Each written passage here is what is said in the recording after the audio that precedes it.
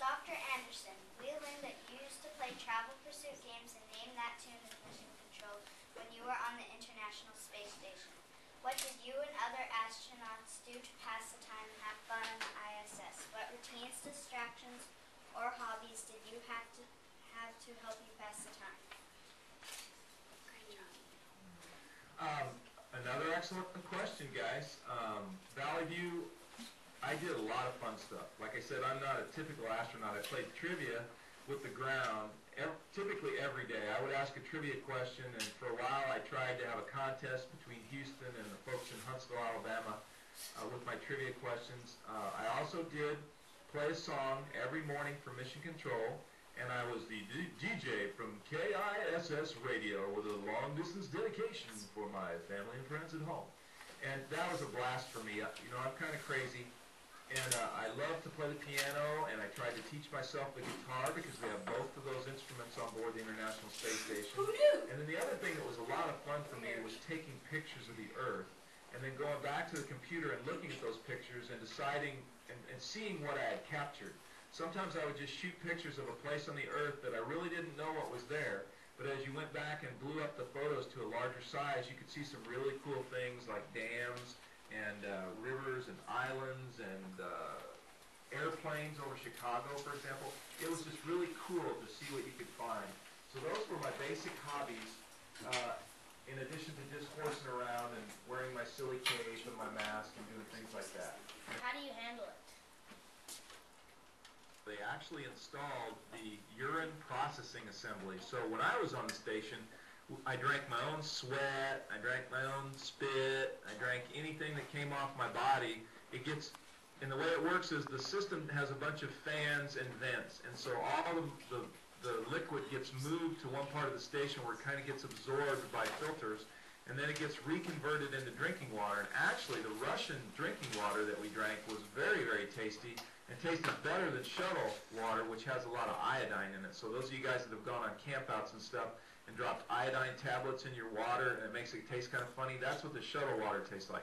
So I really liked the station water, except it wasn't very cold. It was warm or very hot was all you could get. But now, we can actually go to the bathroom. We can just TT into a can with a vacuum cleaner that kind of goes, sucks all that TT right down the hose.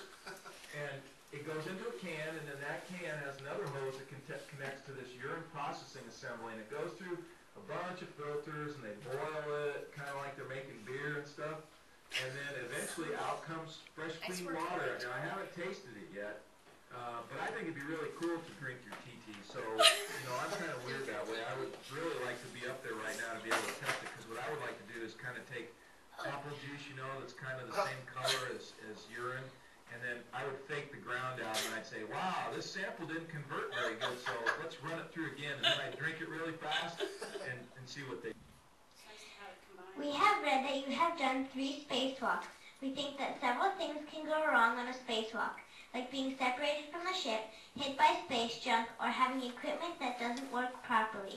So, are spacewalks frightening? Why or why not?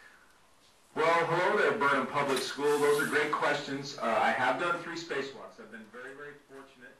I actually did one with Canadian astronaut Dave Williams. He's a medical doctor, and Dave and I did our spacewalk, and there was a hurricane in the Gulf of Mexico, and that was really cool to see the hurricane from flying outside the International Space Station. But you are exactly right. We have an 85-foot wire tether that attaches us to the space station at all times, and if that tether were ever to break, we would be in a world of hurt, except that we have a backpack, a space pack on our suits that would allow us to fly back to the space station in the event that we fell off and our wire got cut.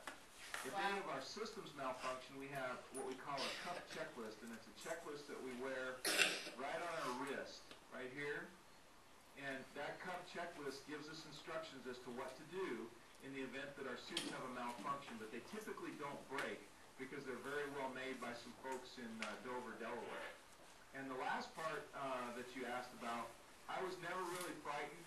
Space junk could hit me, but typically that doesn't happen. You're pretty well protected being nearby on the space station, and it can block a lot of that sort of thing.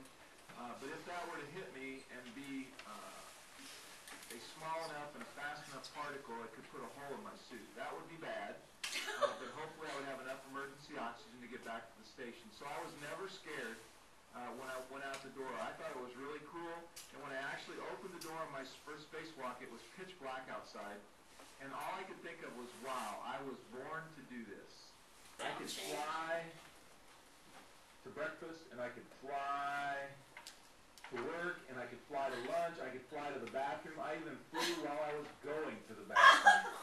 So I just felt like Superman every day, and we had a basic daily routine. We were up at 6 in the morning, and we started our day of work about 7:30.